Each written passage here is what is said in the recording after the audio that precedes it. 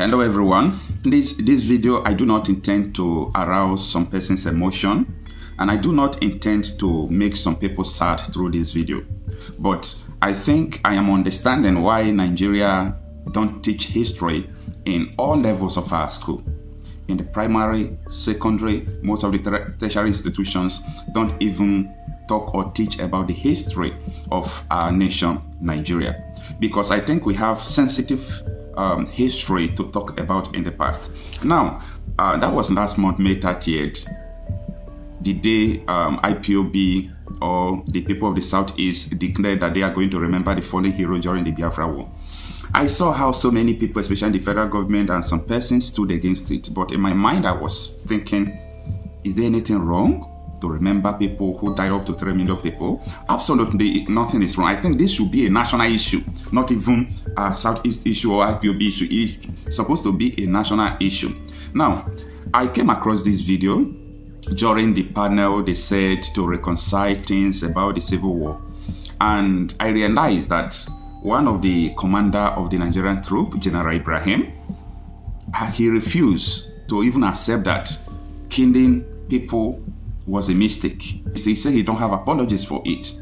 I said, oh, no wonder up till now, so many people who masterminded the war, they are still alive today. And those people, they are making sure that nobody will even remember the history of what happened. As I said before, I do not intend to arouse people's emotion through this video, but I want you to watch it, and I really want to say something about this video at the end. Take a look. Now, you have said again that you are not representing the federal government. If the federal government apologizes for, I give you an example, the bombing at Owerri, where 500 people were killed one morning, would you say they are wrong? I will ask them to also apologize for bombing Kaduna Airport. Good. When you put your petition, beg your pardon? When you put your petition,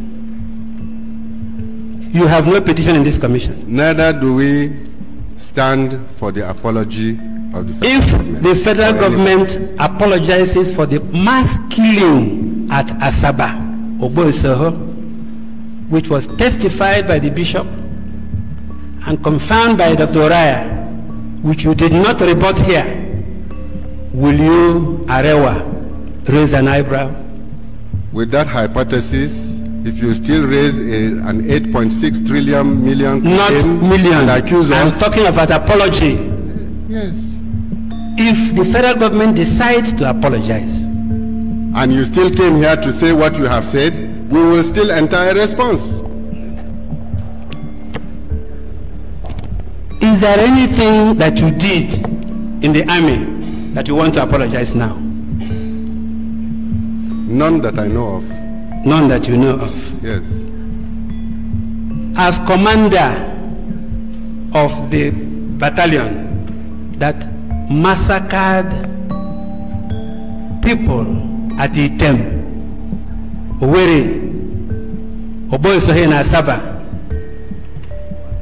now would he, that commander, apologize? My division, which I commanded, was not a battalion. There were battalions and brigades. If they engage in massacre, in accordance to what you say, I would have court-martialed them. If you did not, and people are now saying, for what you have done, murder of people in open day at Item, murder of people 9:15 a.m. in a market, 700 dead. Murder of defenseless people who have come to welcome the Nigerian troops, 500 at Asaba. Would you expect that person now, like Gawan, to say, I am sorry? I, as a combatant commander of the troops, as a witness in this box,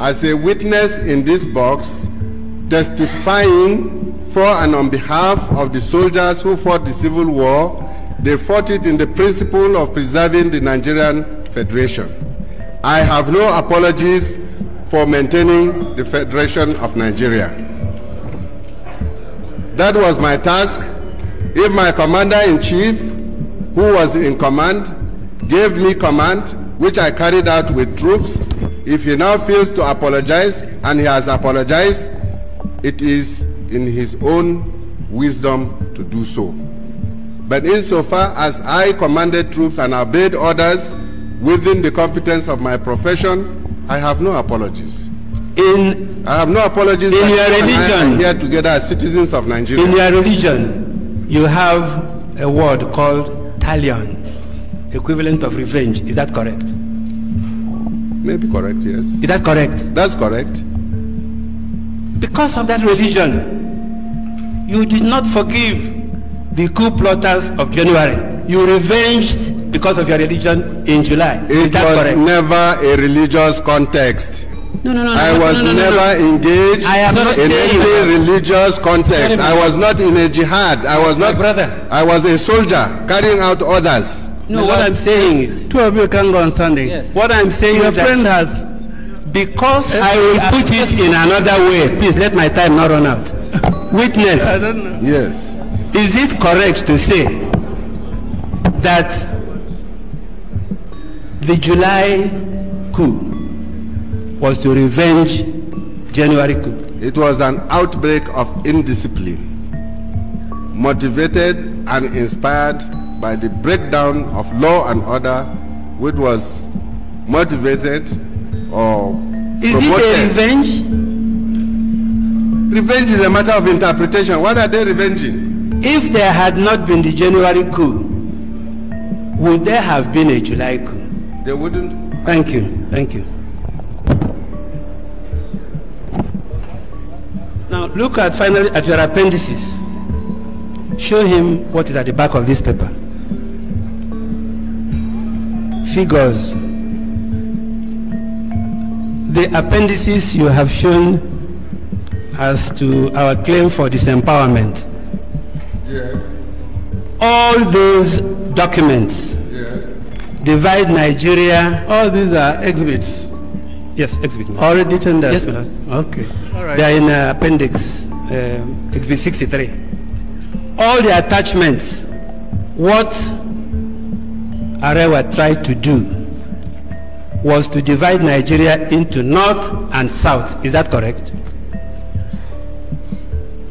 Arewa was not dividing any Nigeria. That is the way you were comparing our...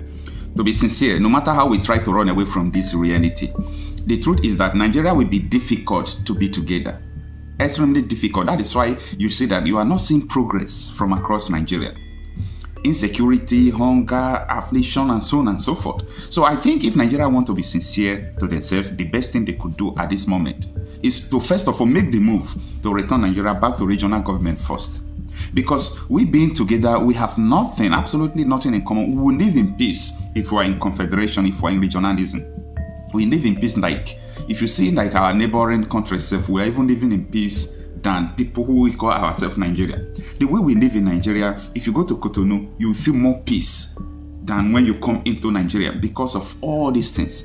I know that some persons won't still understand because they have not read the history. I read the book, Why We Shot, History of Nigerian First Military Coup, something like that.